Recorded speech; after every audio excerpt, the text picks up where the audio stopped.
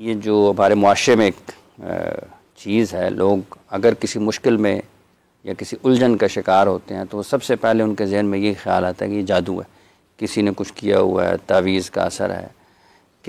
اس کی وجہ کیا ہے، اور یہ کیسے تشخیص اس کی کیسے ہو سکتی ہے کہ واقعی ایسا ہے، اور کیا فارغ ہیں لوگ بہت زیادہ اور اس کا کس حد تک استعمال نامناسب ہوتا ہے؟ دیکھیں حافظ صاحب، بات یہ ہے کہ اسلام اعتدال کا مذہب ہے، اس میں افراط اور تفریط نہیں ہے. نماز بنیادی عبادت ہے تمام عبادات میں.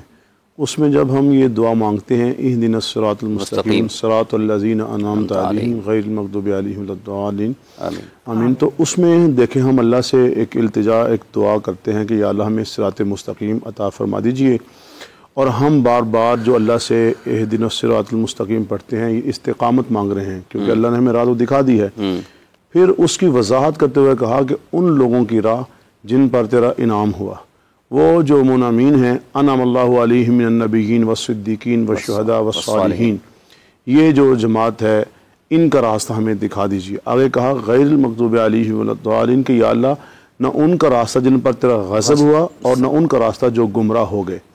اچھا، غضب اور گمراہ جو ہوئے یہود و نصارہ، ان میں افراط اور تفریط آ گیا. تو افراط اور تفریط سے بچنا یہ ہے اعتدال.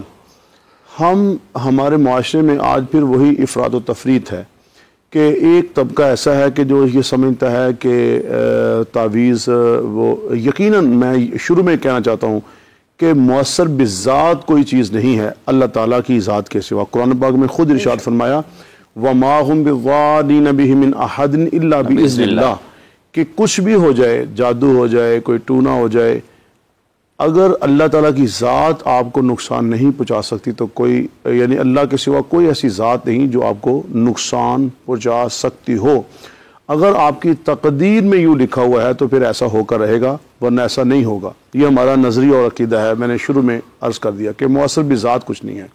جیسے ہم علاج کرواتے ہیں، میڈیسن لیتے ہیں، ڈسپلن کی گولی لیتے ہیں، یا اور ٹیبلٹ لے لیتے ہیں، ہم سیرپ لے لیتے ہیں، یا کسی بھی بیماری کا کوئی علاج ہے، جی، تو گویا کہ یہ ایسا ایک علاج ہے. اور یہ بھی میں آپ کو بتاؤں کہ یہ ایک طبقہ جو ہے اس کو بالکل کہتا کچھ بھی نہیں ہے، اور دوسرا طبقہ جو ہے وہ کہتا ہے کہ سب کچھ یہی ہے، اللہ کو چھوڑ دیا، اللہ کے جو رسول حضرت محمد صلی اللہ علیہ وسلم کی تعلیمات کو چھوڑ دیا. اور وہ طبقہ جب افراط و تفریط کا شکار ہوتا ہے تو دونوں وجہ سے معاشرے میں بگاڑ آتا ہے. اگر آپ اعتدال کے راستے پہ آ جائیں، اور اس میں یہ بات بھی ساتھ ایڈ کروں گا، اس کا تعلق ہماری دنیا کے ساتھ. مثال کے طور پہ اگر کسی کو بخار ہوتا ہے جی تو کوئی دم کروانے کے لیے آتا ہے یا نقش لیتا ہے کہ مجھے آپ نقش دیجئے. قرآن پاک کی کوئی آیت لکھی ہوگی، کوئی حدیث مبارکہ لکھی ہوگی، کوئی اس طرح پڑھنے کے لیے کوئی آیت بتا دے گا کہ آپ اس کا وظیفہ کریں. اگر آپ کی جاب نہیں ہے آپ کو اچھی نوکری مل جائے گی، اگر آپ بیمار ہیں تو دم والا آپ پانی پی لیں آپ کو شفا ہو جائے گی. ان تمام چیزوں کا تعلق جو ہے وہ ہماری دنیا کے ساتھ ہے. کبھی کوئی کسی عامل کے پاس اس وجہ سے نہیں جاتا کہ جی آپ مجھے ایسا نقش دیجئے، تعویذ دیجئے، دم کیجئے، کہ جو عالم برزخ میں جب میں نے جانا ہے تو جو منکر نکیر نے جو سوال کرنے ہیں وہ میرے وہ ٹھیک ہو جائیں. یا کوئی اس لیے نہیں جاتا کہ جی قیامت کا دن ہو تو میں پل صراط سے گزر جاؤں، جنت جہنم میں چل جاؤں، یہ اس لیے کوئی تعویذ نہیں لیتا. تو تعویذ جو ہیں وہ لوگ اس لیے لیتے ہیں کہ ہمارے جو دنیاوی مقاصد ہیں، اگر بیماریاں ہیں تو ہم شفا کی طرف آ جائیں، اگر ہماری کوئی حاجات ہیں، مناجات ہیں تو اللہ تعالیٰ کے اس پاک کلام سے وہ پوری ہو جائیں. تو اس میں کوئی ایسی وہ بری چیز نہیں ہے. خود حضور نبی کریم صلی اللہ علیہ وسلم نے نظر بتائی، نظر کا دم بتایا، اس کے اوپر وظائف بتائے. بہت سارے حضرات صحابہ کرام رضوان اللہ تعالیٰ علیہ مجمعین سے، بلکہ ایک لشکر صحابہ کا گیا تو کسی جگہ پہ کوئی بیمار تھا، اس کو دم کیا، وہاں سے بکریاں لیں، اور جب واپس آئے تو حضور صلی اللہ علیہ وسلم کو عرض کہ یا رسول اللہ ہم فلاں فلاں بستی میں گئے تھے، دم کے اتنی بکریاں لی تھیں. تو حضور صلی اللہ علیہ وسلم نے مسکرا کے فرمایا کہ یہ تو اس میں میرا حصہ. انہوں نے کہا جی کیونکہ اس لیے کہ میں نے یہ آپ کو سکھایا تھا. تو صحابہ نے کہا یا رسول اللہ ہر چیز قربان آپ پہ.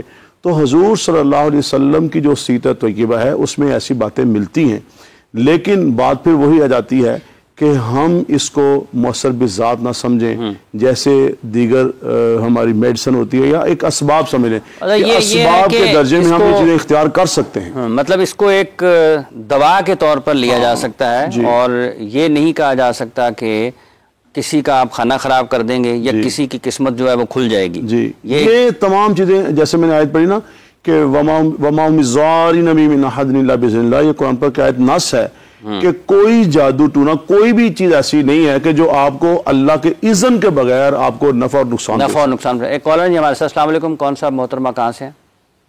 وعلیکم السلام، میں ماریہ بات کر رہی ہوں ساہیوال سے. فرمائیے.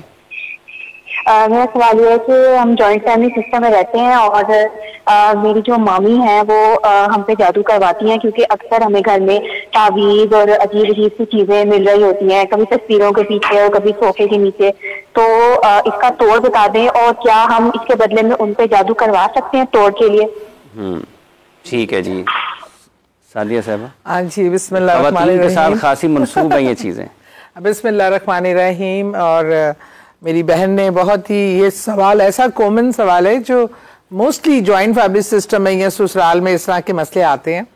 دیکھیے، ایک تو وہ جو چیزیں آپ کو ملتی ہیں میں بھی ایسے بہت سے پکھنڈی جو عامل بنے بیٹھے ہیں وہ آپ کو چیزیں پکڑا دیتے ہیں. پیسے ایک کاروبار ہے یہ، مولانا صاحب اس سے مجھ سے اتفاق کریں گے.